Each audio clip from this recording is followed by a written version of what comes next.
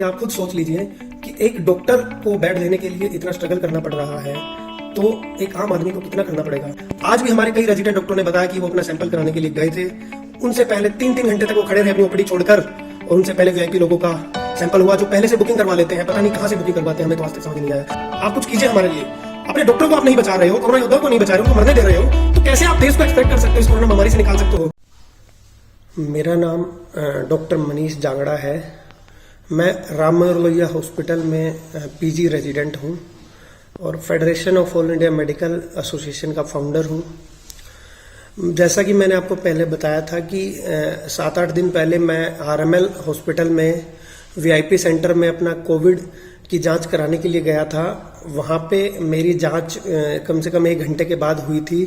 मेरे से पहले जो वीआईपी लोग थे उनकी जांचें हुई थी, क्योंकि वह वीआईपी सेंटर था। वहाँ सीधे डॉक्टर्स को मना किया जाता था कि यहाँ पे सिर्फ एमपी एमएलए के ही टेस्ट होते हैं, आप लोगों के लिए ये नहीं है। लेकिन अब उसका नाम बदल के कोविड सेंटर 2 रख दिया है, क्योंकि जब से federation of all India medical association ने लेटर भेजा था मोदी जी को, तब से उसका नाम चेंज हुआ है। उसके बाद अनफॉर्चुनेटली मेरा टेस्ट कोविड पॉजिटिव आ गया था।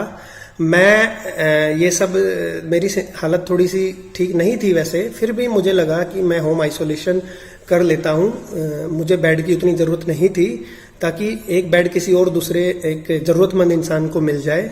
तो मैं अपने घर पे आइसोलेशन में रहा।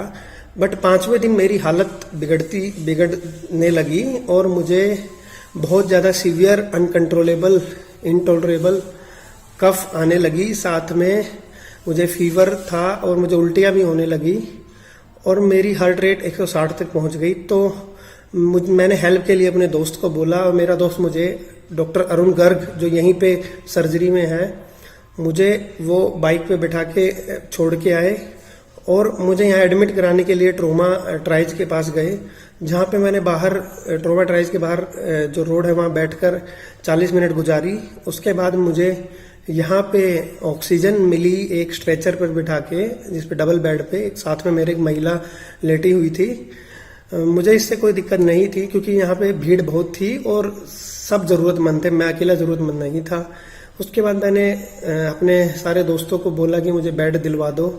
यहाँ के मेरे सारे दोस्तों ने काफ़ी ट्राई किया, यहाँ के काफ़ी प्रोफेसरों को कॉल किया, उन्होंने मेरी काफ़ी मदद की। 3 घंटे बाद मुझे आरएमएल हॉस्पिटल में कोविड 2 फर्स्ट फ्लोर पे बेड मिला और मैं वहाँ पे एडमिट हुआ और मुझे 2 दिन तक मैं ऑक्सीजन पे रहा। अब मेरी कंडीशन थोड़ी ठीक हो गई है, बट थोड़ा ज़्यादा बोलने के बाद मुझे थोड़ी दिक्कत हो जाती है सांस में। बस मैं आपको ये बताना चाहता हूँ कि आप खुद सोच लीजिए कि एक डॉक्टर को बेड लेने के लिए इतना स्ट्रगल करना पड़ रहा है तो एक आम आदमी को कितना करना पड़ेगा। और आप मानिए, अगर उस टाइम मेरी कंडीशन क्रिटिकल होती और मुझे बेड नहीं मिलता 3 घंटे तक, तो आज मैं आपके बीच नहीं होता। और ये सच्चाई है। राम मनोहर लोहिया प्रशासन आज भी इसके ऊपर कुछ नहीं कर रहा है। आज भी हमारे कई रेजिडेंट डॉक्टरों ने बताया कि वो अपना सैंपल कराने के लिए गए थे।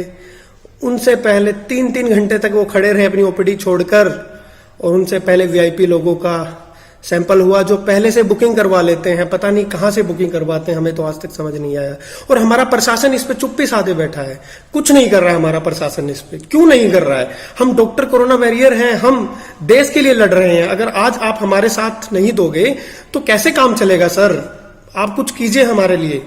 अपने डॉक्टरों को आप नहीं बचा रहे हो, कोरोना योद्धाओं को नहीं बचा रहे हो, उनको मरने दे रहे हो, तो कैसे आप देश को एक्सपेक्ट कर सकते हो इस कोरोना महामारी से निकाल सकते हो? अगर इतना ही है तो नेताओं को ड्यूटी पे लगा दो ना आप। जितने, मैं तो ये कहना चाहता हूँ, सारी सरकारें एक जैसी हैं, सारी पॉलिटिकल पार्टियां एक जैसी है। किसी चीफ मिनिस्टर ने, किसी प्राइम मिनिस्टर ने, किसी ने भी कुछ नहीं बोला इसके ऊपर, डॉक्टरों के ऊपर, हेल्थ कर्मचारियों के ऊपर, जो हमारे नर्सिस हैं उनके ऊपर, किसी भी स्टाफ के ऊपर कुछ नहीं बोला है। लोग डॉक्टरों को मारते जा रहे हैं, पीटते जा रहे हैं, कोई कुछ नहीं कर रहा है। हम डॉक्टरों को पब्लिक मार रही है, सरकार कुछ नहीं ध्यान दे रही है।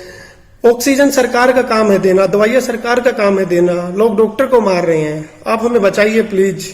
आज नहीं बचाएंगे तो ये देश हेल्थ सिस्टम कोलैप्स हो जाएगा। मैं आपको वार्निंग देता हूँ, ये हेल्थ सिस्टम कोलैप्स हो जाएगा अगर आज नहीं बचाया। इस वीआईपी कल्चर को खत्म कीजिए अब पब्लिक से मैं हाथ जोड़ के विनती करता हूं, सरकार हमारी बात नहीं सुन रही है, आप कम से कम मदद कीजिए। बहुत ही गलत हो रहा है डॉक्टरों के साथ। हमारे डॉक्टर को आज भी बेड नहीं मिल रहे हैं। एम्स हॉस्पिटल तक में एक वाकया ही सामने आया है 2 दिन पहले, कुछ डॉक्टरों को बेड नहीं मिला, जो वहीं के डॉक्टर थे उनको मना कर दिया कि वीआईपी के लिए रिजर्व है, और एम्स में तो रिजर्व बहुत ज्यादा बेड रहते हैं। Thank you, doctor Manish Jangra, signing off.